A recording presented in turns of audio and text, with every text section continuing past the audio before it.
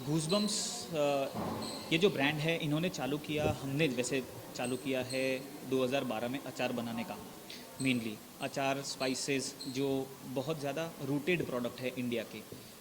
मैं ये बोलूँगा कि वो कंटेम्प्रेरी नहीं है, आज के दिन के नहीं है फॉर श्योर, लेकिन रिवाइव करना ज़रूरी है क्योंकि अगर शेज़वान चल सकता है बाहर से तो अचार चल सकता है, क्योंकि ये 200 साल पुराना 400 साल पुरानी रेसिपीज़ है।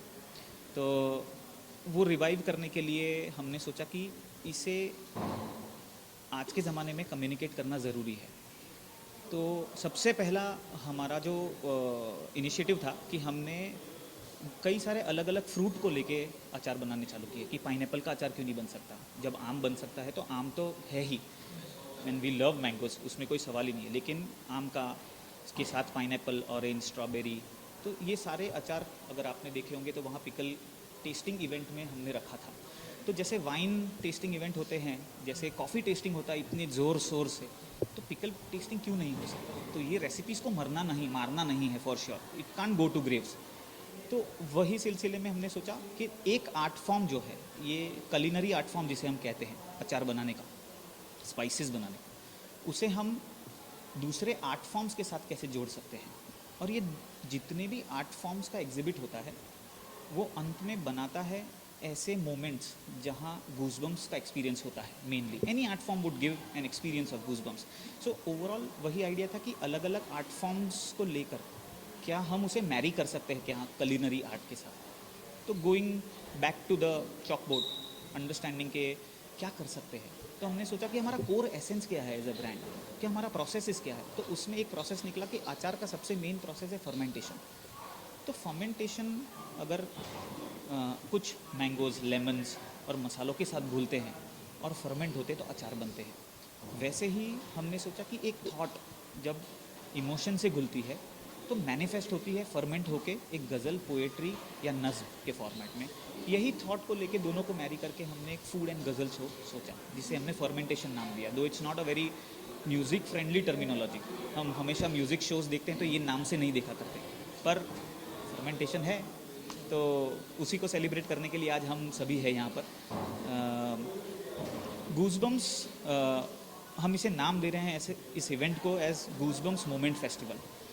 ऐसा क्यों? क्योंकि ये जो मोमेंट्स हम लेते हैं इसे फेस्टिवल फॉर्मेट में कैसे प्रेजेंट किया जा सकता है, उसकी ये सबसे पहली एक एग्जिबिट कहूँगा ऐसा है।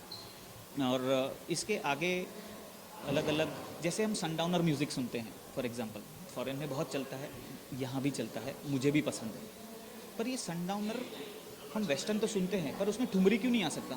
ठुमरी, दादरा, कजरा, मुझे नहीं पता आपने सुना है, पर these are very fantastic folk music songs of India, of this nation.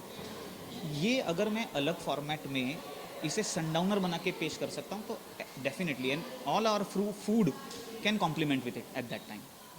सो ये कॉन्सेप्ट्स पे हम ज़्यादा मेहनत करना चाहते हैं, ऐसे इवेंट्स करना चाहते हैं जहाँ पर यंगस्टर्स से लेके जो एज ग्रुप है, जो पूरा स्पेक्ट्रम है, उसे कैसे कैप्टिवेट कर सकते हैं, वो ट्राई करेगा गूज़बम्प्स फॉर श्योर। जैसे आपने कहा कि यंगस्टर्स को भी आप लोग टारगेट करना चाहते हैं, तो यहाँ पर हमने देखा कि बहुत सारे यंगस्टर्स भी आ रहे हैं और हर एज ग्रुप के लोग यहाँ पर जी गज़ल सुनने के लिए आ रहे हैं। इन दिनों जो है गज़ल को लोग मतलब इतना प्रीफर नहीं कर रहे, तो उस बारे में आप क्या सोचते हैं? देखिए, मेरे हिसाब से जो ये शो का जो थॉट है फर्मेंटेशन, जिस दिन दिमाग में फर्मेंटेशन आएगा ना, वो टाइम पे आप गज़ल की ओर जाओगे जाओगे और जाओगे। ये शायद गज़ल हमारी हिंदी नहीं होगी, शायद वेस्टर्न हो सकती है या कोई और लैंग्वेज की हो सकती है, पर गज़ल लाइफ में आएगी वो टाइम पे, वो श्योर है, क्योंकि फर्मेंट हो ही रहे हो in certain way. So the thoughts ferment to that. तो गज़ल का ट्रेंड, चलो हिंदी वाली गज़लों का नहीं होगा या कम होता होगा, but I don't think so.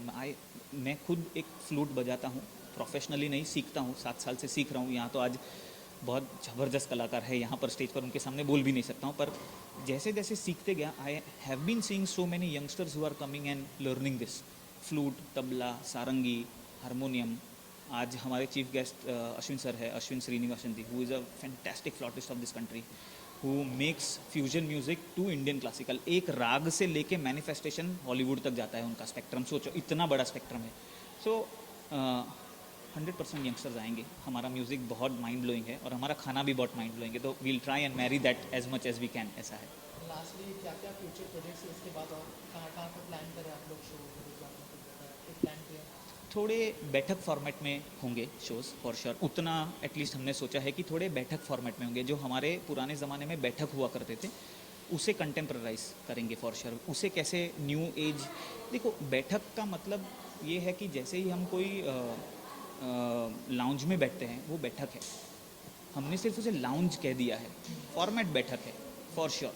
क्योंकि वैसे ही टाइप की बैठने का है, इनफॉर्मल वेज ऑफ म्यूज़िक है, थोड़ी फरमाइशें होती है, तो वो बैठक ही है।